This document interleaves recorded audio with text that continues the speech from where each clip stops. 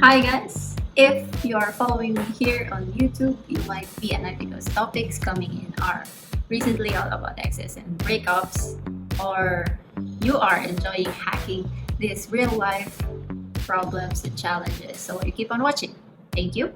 Anyway, we know breakups are stressful, and I really think, or maybe I'm just exaggerating, it places second place on the list of the most stressful events in a human being could experience, at least on my list.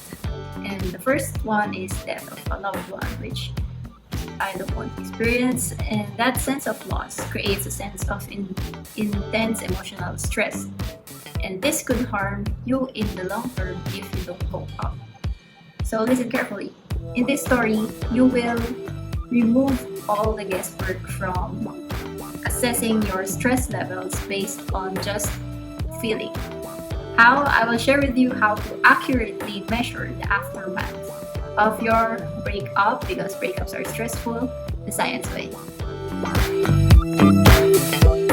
Hi, Jonah of Primal Thinker here, and I want to have a little disclaimer here that I'm not a doctor of any sorts. I'm just a girl in the internet trying to connect the dots, sharing my own experiences with you. And if you're okay with that, please hit the subscribe button and the notification bell so I can share my Eureka moments with you.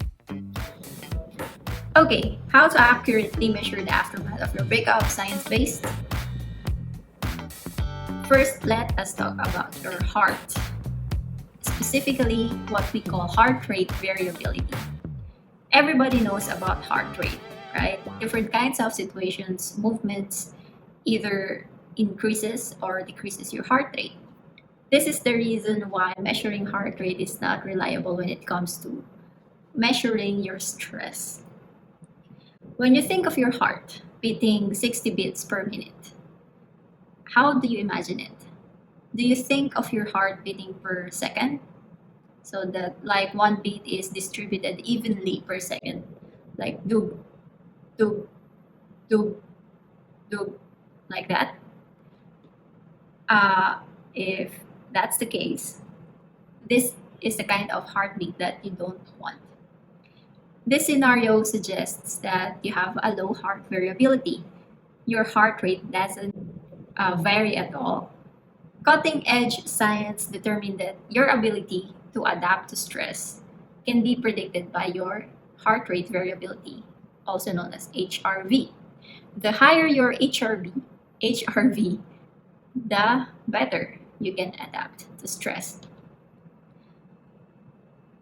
Okay, a little background story. What motivated this video is generally to help myself out from adapting to a stressful situation I am currently facing. Yes, if you might have guessed it right.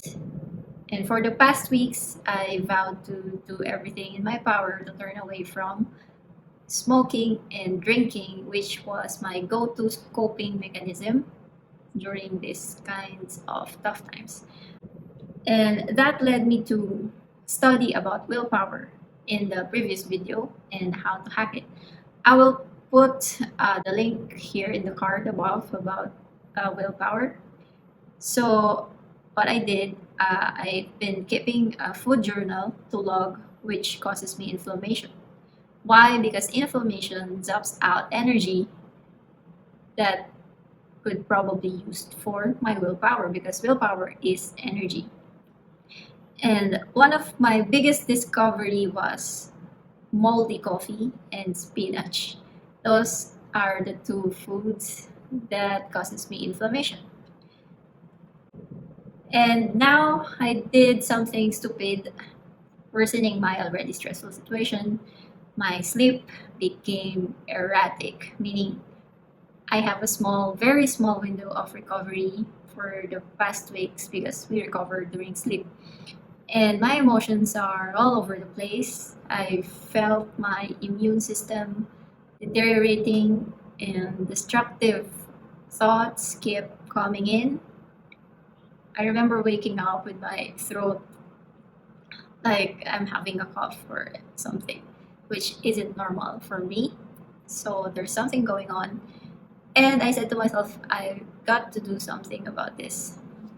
But the question is, how do I hack this thing if I cannot measure it?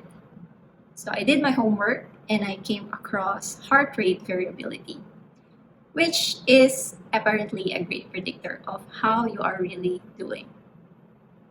And thus this video. Now let's get back to what's in it for you. Now that we know heart rate variability can tell us how we are really doing, instead of saying, I'm fine, don't worry about me. Mind over matter doesn't work all the time, and it takes a lot of willpower in the first place. So, how do we measure it? How do we leverage heart rate variability? Number one, where are you? First things first, you cannot improve on something you cannot measure. You and I are lucky because we are living in a world where technology is at its best. If you're using a smartwatch or an Apple Watch, you can look at your heart rate variability via the health app. There are tons of apps. One is Elite HRV, which is pretty popular. So, first step is measure your HRV daily so that you will know your baseline. Okay, the first task is to know where you are.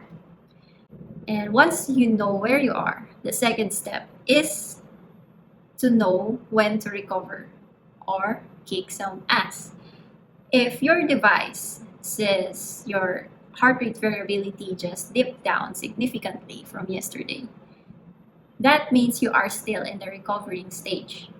Okay, because the lower the HRV, the more it suggests that you are under stress. You are in the recovery mode.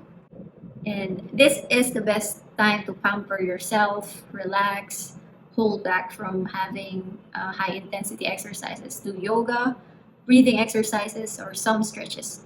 Pick any of your stress relievers. And I'm not talking about inflammatory foods like sugar and beer, okay? This is not the right time to do high intensity weight training or running for an hour. Just rest. Otherwise, if your HRV improved compared yesterday, like your HRV significantly increased after today compared to yesterday, go ahead and kick some ass today. That means you are really ready to take on the day. So go ahead and do some difficult tasks. Okay, so again, the next step is to know when to hold back and when to give it your all. The third step is to train your heart. What do I mean by that? Well, imagine this, being chased by a lion. And being chased by a lion brings you to the fight or flight response. And that is what we want in order to survive, right? This is when acute stress is useful because we need that extra jolt of energy to run away from the lion. And this stress is just short. Now imagine work, deadlines, or your ex saying hurtful words to you. What happens? Your heart races, you're overwhelmed here, your hands and feet become cold. The same exact response to that when you are being chased by a lion. And what's interesting is your brain and heart doesn't know the difference. The key is to choose or somehow control this, to turn off your sympathetic nervous system, which is causing the stress response, and to turn on your parasympathetic nervous system, which is for recovery. So, how do we do this? Breathing itself is a representation of this. Inhaling triggers your sympathetic nervous system. That is, when you inhale, this triggers the heart to beat faster. And then exhaling, this triggers your parasympathetic nervous system, which is for recovery. So the key is to keep them balanced. This is the reason why when you are stressed, your breaths become shorter. Okay? And as we are at the luckiest times, you can play around with tools and applications teaching you how to turn off your stress response to unwanted triggers like work deadlines, your in laws, or your ex. Because those things will not kill us, okay? So, unlike the lion.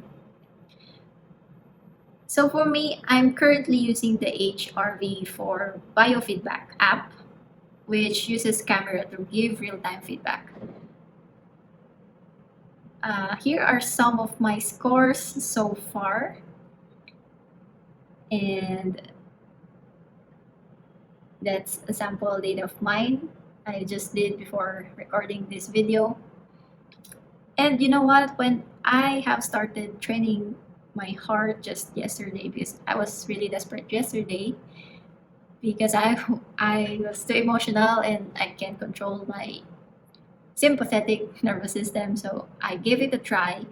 And you know what happened? My sleep rating went up last night by training for 4 sessions yesterday, 3 minutes each. So that's just 12 minutes, which I'm very grateful for since it feels like I forgot how to sleep soundly and deeply for weeks. So I'm really grateful for devices like this.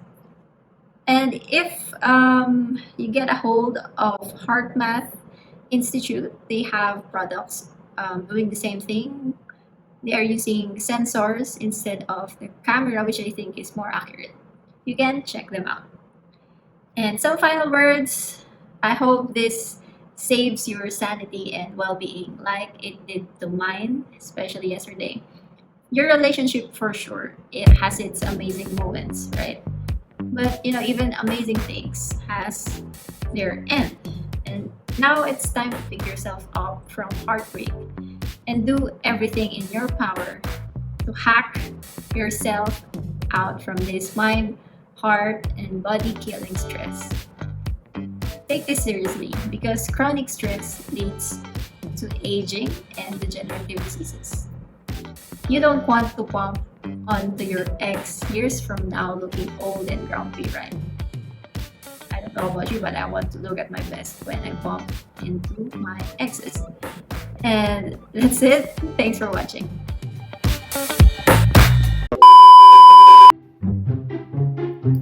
Thanks for watching, guys.